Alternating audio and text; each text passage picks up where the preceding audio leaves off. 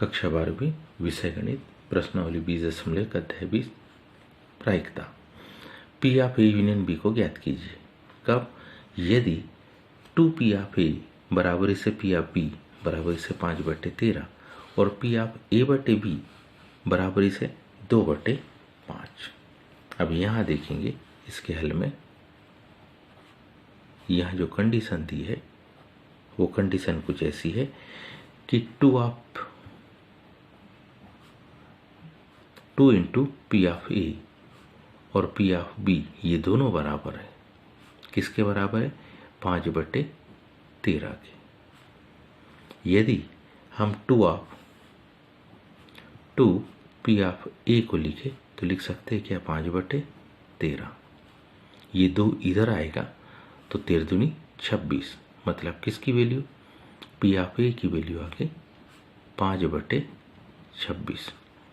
P of B की value तो है 5/13। पी ऑफ बी की वैल्यू कितनी है? 5/13। इसके आधार पर हम पी ऑफ ए बटे बी भी दिया हमको, पी ऑफ ए बटे बी भी दिया है। कितना? 2/5। अब हम बड़ी आसानी से हम जानते हैं पी ऑफ ए बटे बी को कैसा लिख सकते हैं हम? इसको हम लिख सकते हैं P of A intersection B बटे P of B. P of A union B को ज्ञात करने के लिए हमको P of A intersection B की आवश्यकता पड़ेगी। तो ध्यान से देखिए, पी ऑफ ए बटे बी की वैल्यू तो है कितनी? 2/5। इसकी वैल्यू है 2/5 बराबरी से P of A intersection B, इसकी वैल्यू हमको ज्ञात करनी। पी ऑफ बी हमारे पास कितना है? 5/13। ये 5/13 सीधे इधर जाएगा तो किसकी वैल्यू आ जाएगी? P of A intersection B की वैल्यू आ जाएगी 2/5 गुणित 5/13। मतलब इसकी वैल्यू किसकी? P of A intersection B की वैल्यू आ गई, P of A intersection B की वैल्यू आ गई 5 से 5 कट गया तो वैल्यू आ गई 2/13। अब हमको निकालना P of A union B का फार्मूला हमारे पास है P of A plus P of B minus P of A intersection B. इन सारी वैल्यू को रख देंगे तो मान क्या होगा? देखिए 5/26 धन 5/13 ऋण 2/13। अगर एलसीएम लिया तो कितना आया? एलसीएम आया इसका 26। 5 13 दूनी 26 इसलिए 5 दूनी 10। 13 दूनी 26 इसलिए 2 दूनी 4। 10 और 5 15। 15 में से 4 को घटाएंगे तो कितना? 11/26। किसकी value? P of A union B की वैल्यू। बी की वैल्यू कितनी आई? 11/26। उम्मीद है आप सबको ये समझ में आया होगा। आज के लिए इतना ही। अगला प्रश्न देखिए। प्रश्न है, यदि पी ऑफ ए बराबरी से 6/11, पी ऑफ बी बराबरी से 5/11 और P of A union B बराबरी से 7/11 तो ज्ञात कीजिए। क्या? P of A intersection B, P of A बटे बी, तीसरा पी ऑफ बी बटे ए। अब हमारे पास में यहाँ जो दिया है उससे शुरुआत हम करें।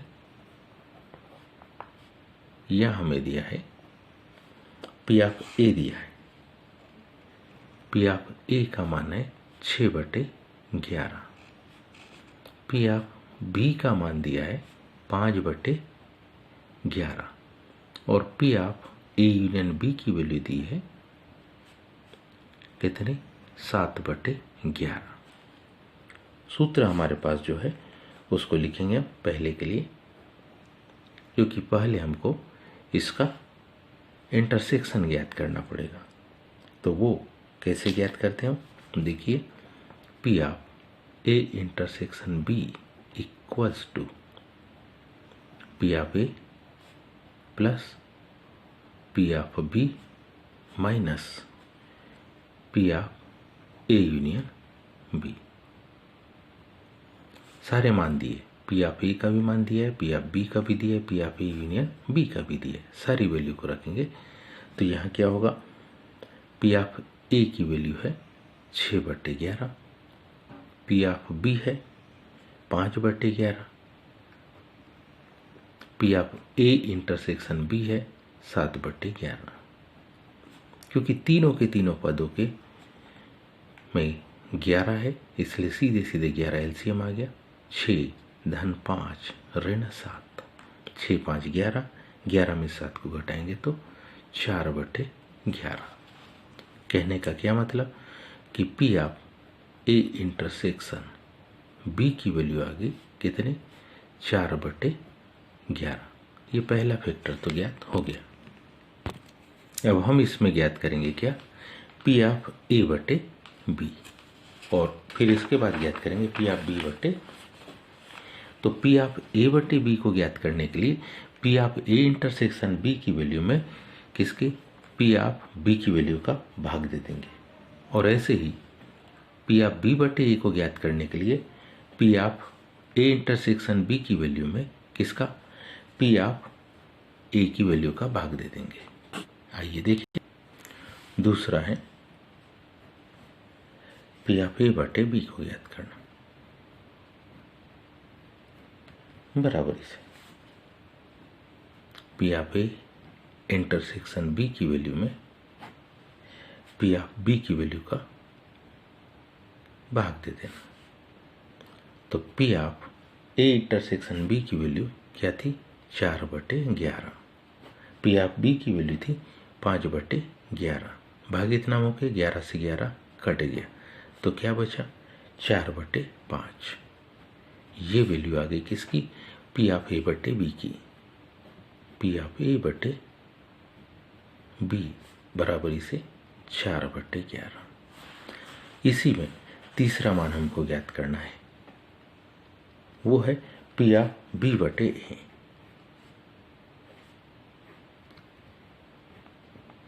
P of B by A को ज्ञात करना मतलब क्या, P of A intersection B या P of B intersection A की वैल्यू में से भाग देना किसका, पी ऑफ ए का।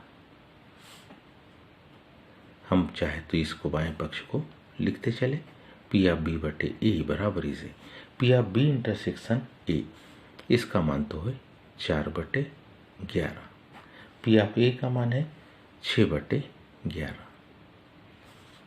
भागित नाम गुणित होके 4/11 गुणित 11/6, 11 से 11 कट गया, 2 दूनी 4, 2 तिया 6। सरलतम अनुपात में हम इसको लिखेंगे तो क्या आ जाएगा, पी ऑफ बी बटे ए की वैल्यू आ गई कितनी, 2/3।